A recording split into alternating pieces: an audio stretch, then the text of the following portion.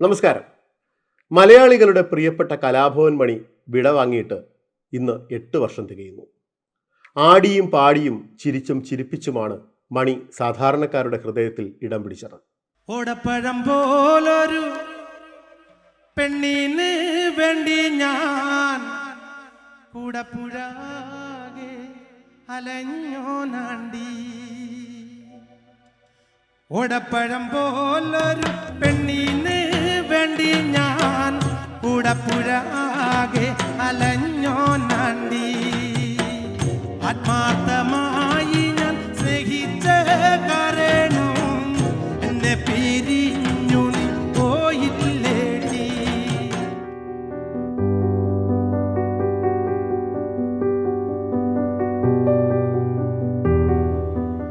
മലയാളികളുടെ ജീവിതത്തിൽ മണിയെ ഓർക്കാത്ത ഒരു ദിവസം പോലും കടന്നു പോകുന്നില്ല. വിസ്മൃതിയിലേക്ക് ആണ്ടുപോയ നാടൻ പാട്ടെന്ന കലയെ ജനപ്രിയമാക്കിയ മറ്റൊരു മലയാളിയും ഉണ്ടാവില്ല. പാട്ടുപോലെ തന്നെ ചടുലമായിരുന്നു മണി എന്ന കലാകാരന്റെ ജീവിതവും. ഇല്ലായ്മകളിൽ തളരാതെ മുന്നേറിയ കലാകാരൻ. 10ാം ക്ലാസ്സിൽ പഠനം നിർത്തി തെങ്ങുകയറ്റക്കാരനായും മണൽ വാരൽ തൊഴിലാളിയായും ഓട്ടോറിക്ഷ ഡ്രൈവറായും ഒക്കെ ഉപജീവനം നടത്തിയ ഒരു സാധാരണക്കാരൻ, പച്ച മനുഷ്യൻ. മിമിക്രി വേദികളിൽ നിന്നാണ് മണിയെ സിനിമ സ്വന്തമാക്കിയത്. ഹാസ്യതാരമായി അഭിനയം തുടങ്ങിയ മണി പിന്നീട് വില്ലനായും നായകനായും സിനിമയിൽ സ്ഥാനം കണ്ടെത്തി നമ്മെ വിസ്മയിപ്പിച്ചു.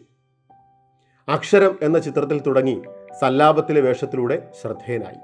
വാസന്തി ലക്ഷ്മിയും പിന്നെ ഞാനും, കരുമാടിക്കുട്ടൻ, വാൽക്കണ്ണാടി, കരടി, ബെൻ ജോൺസൺ, അങ്ങനെ നായകനായും പ്രതിനായകനായും സഹനടനായും ഒക്കെ മണി തിളങ്ങി. മലയാളത്തിന് പുറമെ തമിഴ്, തെലുങ്ക്, കന്നഡ ഭാഷകളിലും മികച്ച പ്രകടനം കൊണ്ട് മണി ആരാധകരെ സൃഷ്ടിച്ചു. നമുക്ക് മണി ഒരു മണിച്ചേട്ടനാണെങ്കിൽ തമിഴർക്ക് മണി മണിയണ്ണയാണ്. തെന്നിന്ത്യൻ സിനിമയിൽ മണിക്ക് തുല്യം മണി മാത്രമായി. നാടൻ പാട്ടുകളിലൂടെ ആരാധകരെ കയ്യിലെടുത്തു, ഇളക്കി മറിച്ചു. കേരളത്തിനകത്തും പുറത്തുമായി നിരവധി സ്റ്റേജ് ഷോകൾ. നീണ്ട ചിരിയുമായി മണി എത്തുമ്പോൾ സദസ്സ് ഇളകി മറിഞ്ഞു. മണി എന്നും ഒരു ആഘോഷമായിരുന്നു. പ്രതിസന്ധികളിലൂടെ കടന്നുപോയപ്പോഴും കെടാത്ത അഗ്നി പോലെ മനസ്സിൽ കലയോടുള്ള സ്നേഹം മനസ്സിൽ സൂക്ഷിച്ചവൻ. പ്രശസ്തിയുടെ കൊടുമുടി കയറുമ്പോഴും തൻ്റെ നാടായ ചാലക്കുടിയെയും ചാലക്കുടിക്കാരെയും മണി നെഞ്ചോട് ചേർത്ത് വെച്ചു. മലയാളത്തിൻ്റെ പ്രിയപ്പെട്ട മണിക്ക് നമ്മുടെ മണിച്ചേട്ടനെ ഓർമ്മപ്പൂക്കൾ.